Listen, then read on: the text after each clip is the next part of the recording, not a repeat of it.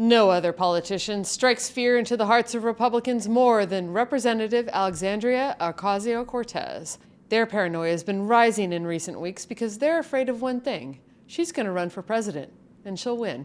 Old guard Democrats may not like it, but AOC is the best hope for their party's future.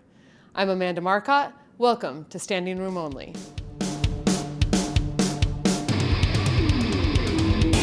This bill is a deal with the devil. It explodes our national debt. It militarizes our entire economy, and it strips away healthcare and basic dignity of the American people for what? To give Elon Musk a tax break and billionaires the greedy taking of our nation. We cannot stand for it, and we will not support it. You should be ashamed. You know that Republicans are desperate to stop Representative Alexandria Ocasio-Cortez because the attacks on her are so lame. Their favorite criticism of her is, wait for it, that she had a nickname in high school. She's listed in her high school yearbook under the name Sandy Cortez, and this gets periodically trotted out as some kind of big gotcha.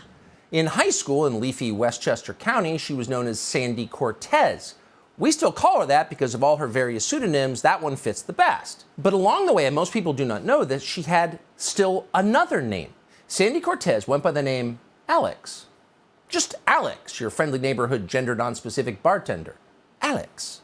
I like that he thinks that like she was trying to fool people about her gender. I've never met a lady, Alex, said Tucker. I don't know what bubble these fools are living in, but it's common for people to grow out of nicknames. I can't believe I'm gonna say this to camera, but when I was a kid, people called me Mandy.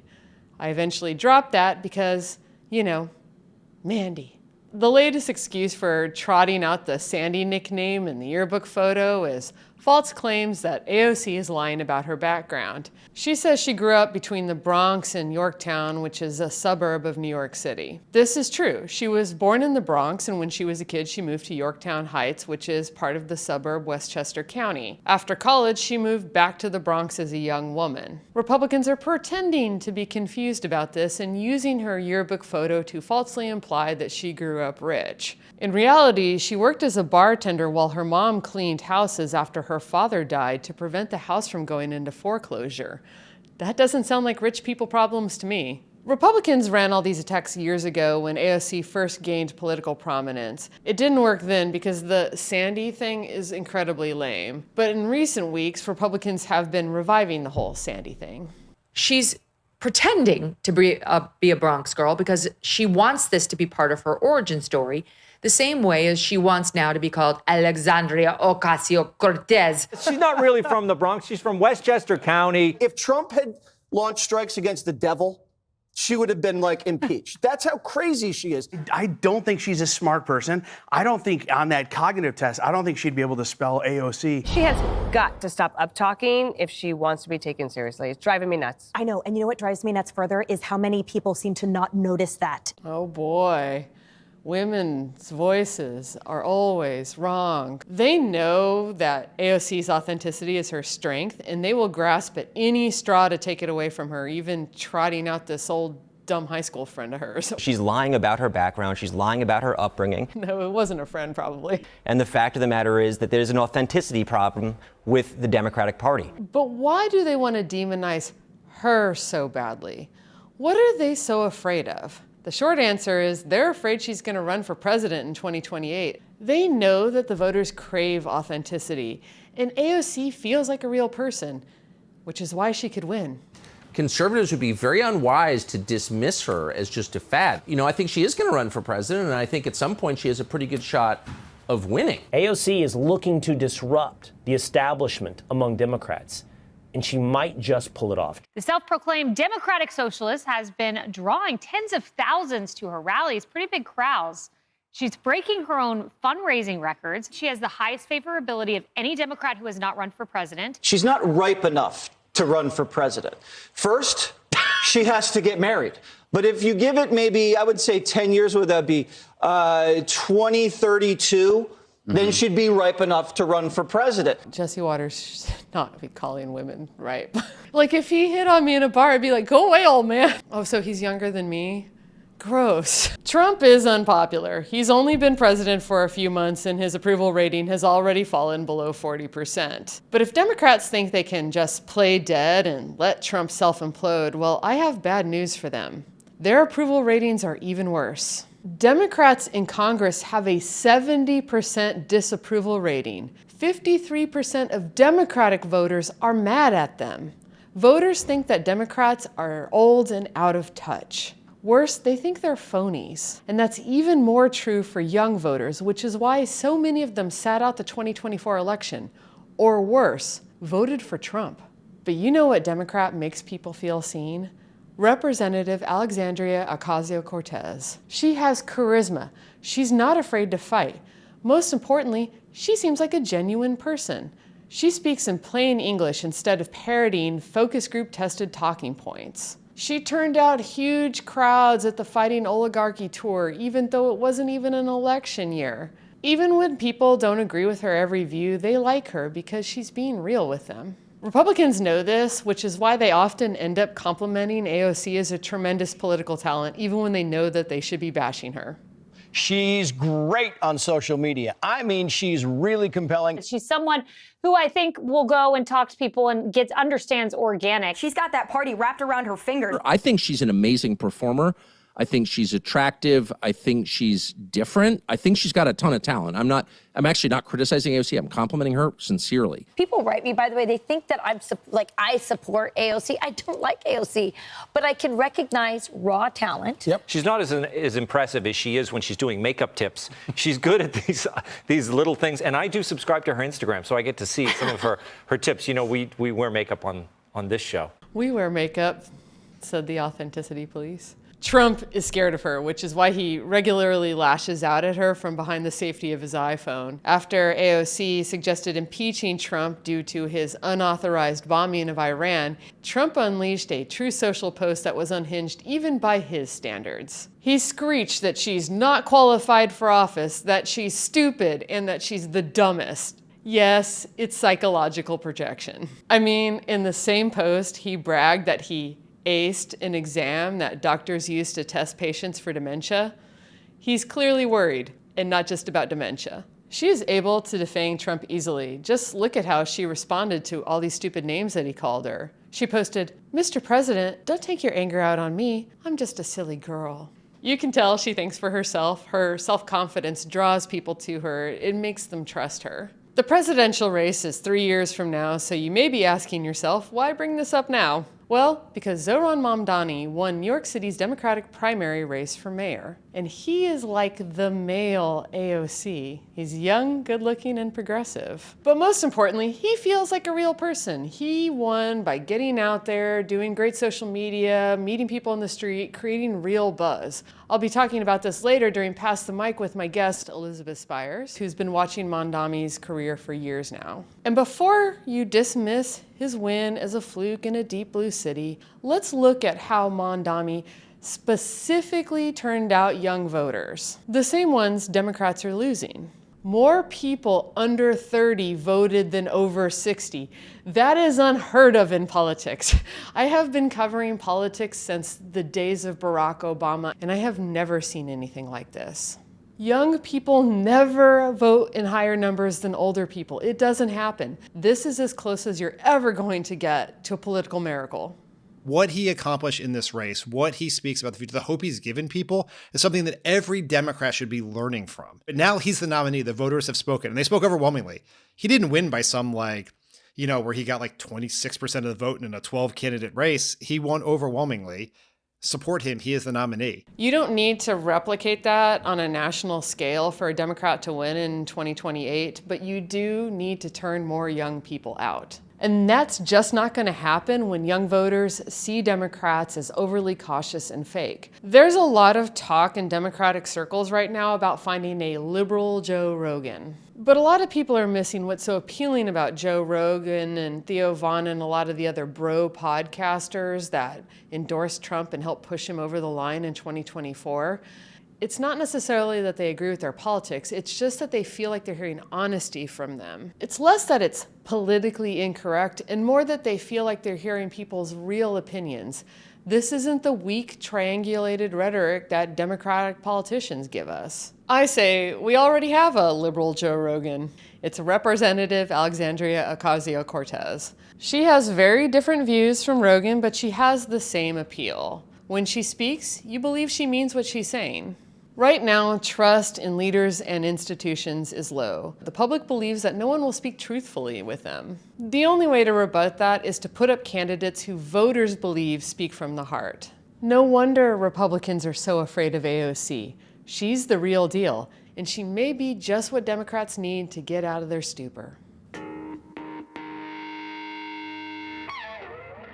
My guest today is Elizabeth Spiers. She's a contributing opinion writer for the New York Times, and she wrote a great piece in the New Republic that I think everyone should check out about the Mamdani race.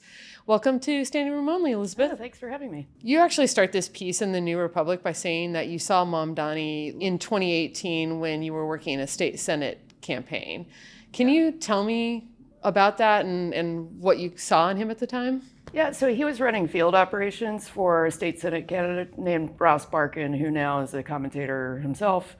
Ross didn't win his election, but Zohran ran all of his field operations, and he had already worked on a few other campaigns.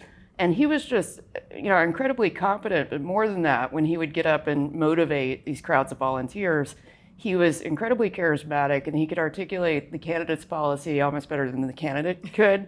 And so I remember just thinking that guy should be running for office. So I was totally unsurprised when in the next cycle he ran for state assembly himself and he won. So. And I think that's a huge question that a lot of people are having around his, surprise win, which is how much of it is policy and how much of it is that he just is this charisma bomb. I think it's both. I think it's very difficult to succeed in New York politics if you don't have that sort of element of presence. People expect New York politicians, and especially anybody who's running for mayor, to have a kind of big New York personality. And Zohran has that, but he doesn't have the sort of edge or the what I think of as like the bully quality that I think people stereotype New York mayors as having consistently. And that Cuomo is that candidate. So I think it was easy to kind of contrast him with the other candidates. I think he ran a very active campaign, whereas Cuomo sort of relied on all of his fundraising to kind of do the heavy lifting for him. He didn't really go out into the communities that much. He didn't want to talk to people. He didn't want to be confronted. And Zohran was out every day. I mean, he just has an incredible work ethic on top of all of that. And I think people see that and it resonates with them. And then the other thing is, I think, his campaign really went out and listened to people about what their concerns were. And so he was able to articulate a vision for New York that really revolved around affordability. Yeah. And a lot of times when Democrats talk about affordability, they use this very high-minded language, or they talk about long-term policies that really just don't help you immediately if you're really struggling. Tax credits are great, but if you are worried about your next paycheck, it's like, well, that's not going to be the immediate thing that helps you. And on that front, Cuomo had nothing. And I think the electorate doesn't trust Eric Adams anymore for obvious reasons. So it was kind of, I wouldn't say it was Zohran's to win, but he ran the kind of ideal campaign for somebody as young as he is. And I'd like to dispute the characterization that he's totally inexperienced, because he's not. But given his experience relative to Cuomo's, I think he ran the only kind of campaign you sort of can. He's being characterized as this democratic socialist and in a very stereotyped way, but a lot of the videos that he put out actually spoke to issues that I would compare to the abundance idea, which is he had videos about how we need to have some kinds of deregulation and take some of the corruption out of the system. Can you how does that fit into the whole thing? So I think as Americans, we have a broad civic literacy problem. And some of that is just not even understanding basic politics. I've seen people who should definitely know better conflate Nordic-style socialism, democratic socialism, with Soviet-era communism. They think it's the same thing. And so, I got the usual amount of hate mail whenever I wrote that article from people who are either very right-wing, or some corporate Democrats types who just are terrified of the idea of having a socialist mayor. And almost to a person, they all said, when has socialism ever worked? And I say, well, it's working right now for most of Europe. And there's just no understanding of what the kind of brand of democratic socialism that Zohran represents or an AOC represents actually means. And there are a lot of people who just are completely incurious about it. They're knee-jerk, anti anybody that comes out of DSA. And Zohran didn't lead with, I'm a democratic socialist. You know, a lot of the people who voted for him probably didn't even know that. Yeah. You know, he really led with policy, and the policy proposals that he has are not that radical, you know?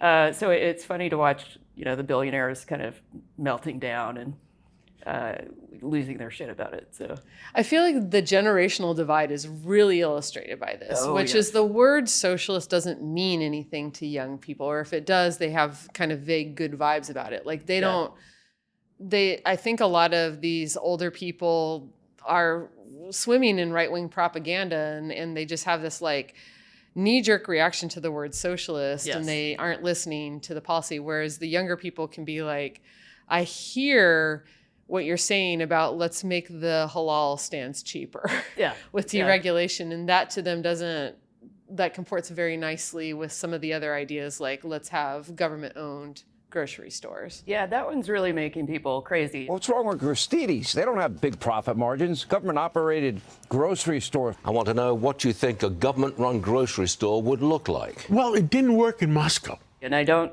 quite understand why, because we do have plenty of examples of government-run commissaries on military bases. I'm from Alabama. All the liquor stores are run by the state. They're called ABC stores. So there are plenty of examples of it working, but also it seems like the people who have the big problems with socialists always jump to the craziest, most extreme conclusion. And in this case, it's like, oh, the government is going to run all the stores, you know, and I don't think having, 5 grocery stores for low-income people is going to put Whole Foods out of business. Yeah, one would actually argue that perhaps it's pro-competition. Yes, imagine that. A free market. So this episode is really, it's a little less about him and I think more about what this means on a national scale, which was why I'm pivoting to AOC. Yes. First of all, she can run for president and he cannot. But also more importantly, I think she's built a base of support in a public image that allows her to make that next step. So I think a lot of what caused him to win the surprise victory could actually help her in the same way that like these vibes of being progressive and feel good helped Barack Obama get a surprise victory in 2008. Yes. That's my argument, but I want to hear, am I nuts? No, I think she has a good approval rating. People in her district really like her. And she ran a campaign that was sort of very similar to Zohran's because they come out of the same organizing background. I think now she has such a brand that people don't talk about her. They don't lead with she's a democratic socialist anymore. Yeah. They think of her as a powerhouse, up-and-coming democratic leader. But I think the DSA in New York City in particular is very good at creating people who are very community focused. They're good at doing field operations, which, a lot of the more establishment Democrats have sort of lost that as a talent. You see them using paid canvassers and who are not even interested in the campaign. And she and Zohran both have another quality, which is that they are fine being in public all the time and being, confronted with difficult questions. They're not afraid to be in a hostile media environment. And they're both very charming, and that helps. If you have somebody who's being attacked constantly by the right and they're not having a freak out about it, they're not melting down, they're being perfectly reasonable in their responses, in fact, endearing themselves to people. Mayor Adams, you just heard him come out and he said soup, silver spoon. He talked about manicured nails to refer to you, right? I was looking at him. You can show him to everybody. What do you say to him? I understand what he's doing. He's trying to distract from his own record. I would much rather talk about me than I would about his record if I was him. And so that's what he's going to be doing over the next few months. When they won their elections locally, most of the rest of the country had a sort of cartoonish idea of who they were. And this is partly because right-wing media lost their shit and Fox was doing segments all the time. But the more they were on camera in front of people, the more the public starts to understand that these are actually pretty reasonable people, and they are, interesting to listen to. They have good ideas, and I think because she has been great about communicating both through social and in more traditional venues. She likes to explain the pieces of the process that most Americans don't understand. Yeah. She talks to them like normal people. One of my objections to the way Democrats talk to voters is that I think it's rooted in like 1990s politics. Yeah.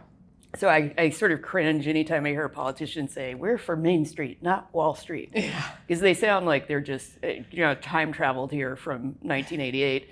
But Zohran and AOC talk to people normally, the way you would in a bar if you were going to talk about why rent is too high.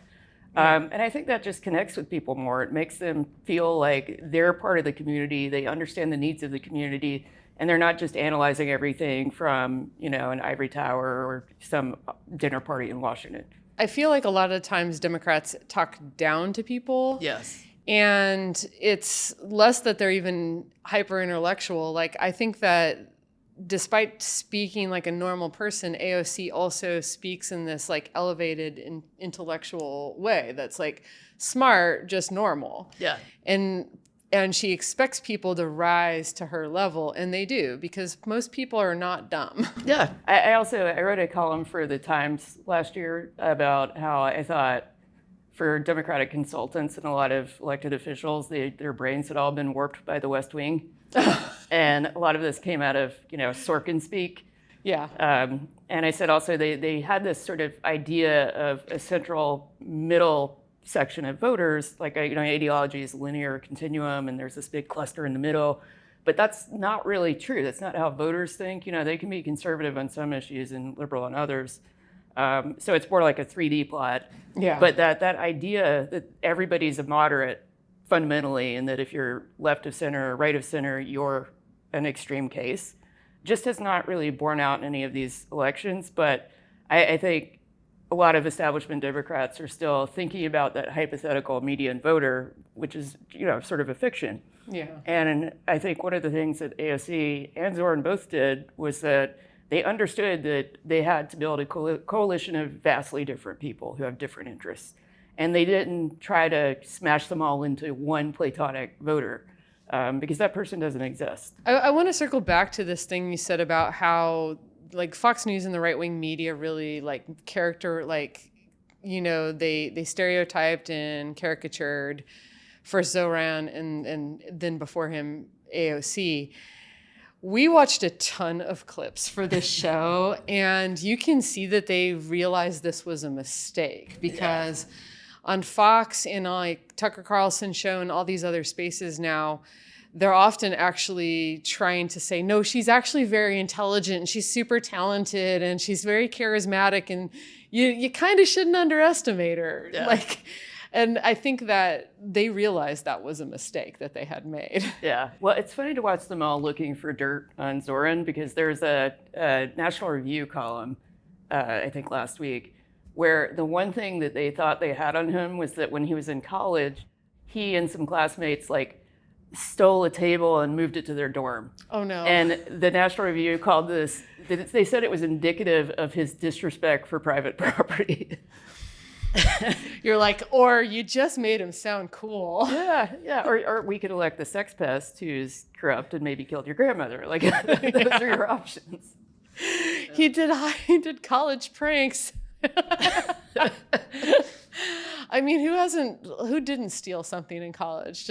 Well, it's funny when the right goes to those kinds of extremes to kind of characterize somebody as bad. They just sound like they have a stick up their ass. It totally backfires, because any reasonable person looks at that and goes, well, of course, it makes him a normal human being who went to college, And this is gets back to something we were talking about earlier in the show, which is I call AOC the liberal Joe Rogan. And I think part of the appeal of a Joe Rogan or people like that is that they seem like normal people. They seem like they don't always follow the rules. They act Like they don't have a stick up their ass. And I think in Rogan's case, sometimes it's a bit of an act. But I think AOC has that quality pretty authentically. How do you think, like, if she does run, that will cause Republicans to react?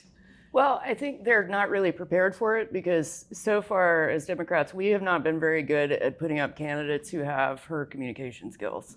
Yeah. And where we have found, some breakthrough connection, it's usually happened by accident. I think Tim Walz calling Republicans weird. Yeah. And everybody glomming onto that because it spoke to something that everybody sort of had in the back of their minds and just couldn't find the way to articulate it. And initially when he did that, he got smacked down by some of the leadership for being crass, like this is beneath us. And this is the kind of thing that makes people think that we're out of touch. Brad Lander, who also ran, had a good analogy where he said people keep talking about the divisions within the Democratic Party where it's between the corporate Democrats and the socialists or whatever, and he's like, but it's not. It's between the fighters and the folders. And right now, people like AOC and Zohran, people see them out there actively fighting on behalf of their constituents, and then they see other people writing strongly worded letters. And I think it makes a huge difference in terms of whether the voters think that the people they're electing are there for them and not just there to, participate in some kind of bureaucratic process. Our final question is our mic drop question. And the one I have for you this week is, imagine you just get a surprise victory as the mayor of any American city. Not New York, that's too obvious. Yeah. What would it be? Right now, Boca Raton. Boca Raton. The Republican mayor, Scott Singer, has been going on Fox and various other news shows and saying that if the billionaires want to move out of New York, Boca will welcome them, and New York City is not going to be the capitalist center of the world anymore. I think we're about to become a much bigger haven for capitalists fleeing New York. We're ready to welcome businesses to join our 14,000 businesses here and our 40 publicly traded corporations. On the rare hurricane we get once every 10 years, you can go out of town then. So Singer is a Republican, of course, and he does have like 82% of the electorate voted for him in the last cycle. But that kind of grandstanding, I would love to see a progressive become the mayor of Boca, even more so if the billionaires actually moved there. All these billionaires saying, I want to leave New York City. I'm like, no, you don't. Yeah. As they say where I grew up. You can't be a master of the universe from Boca. Yeah. First of all, they won't. And second of all, like where I grew up, we say, don't let the door hit you where the good Lord split you. Exactly. Yeah.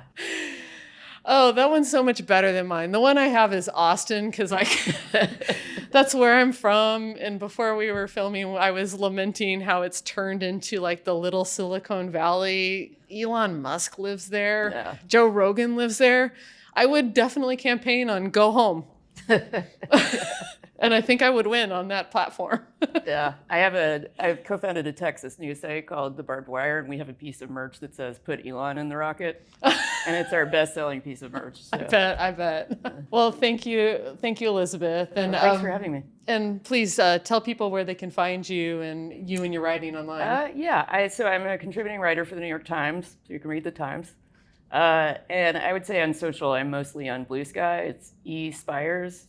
ESPIERS at Blue Sky. Elizabeth Spiers, thank you again. And please like and subscribe. It really helps us out. And don't forget to stick around for Encore. I have another song recommendation this week. Hey everyone, I'm coming to you from Latchkey. That's my partner's record store here in Philadelphia. So for Encore, the song of the week is Generals by The Damned. The Damned is a classic punk band. That's how most people think of them. Their first album is a very famous kind of early British punk album. However, what a lot of people don't know is that they actually got better as the years went by. In 1982, Strawberries came out. That might be their best album ever.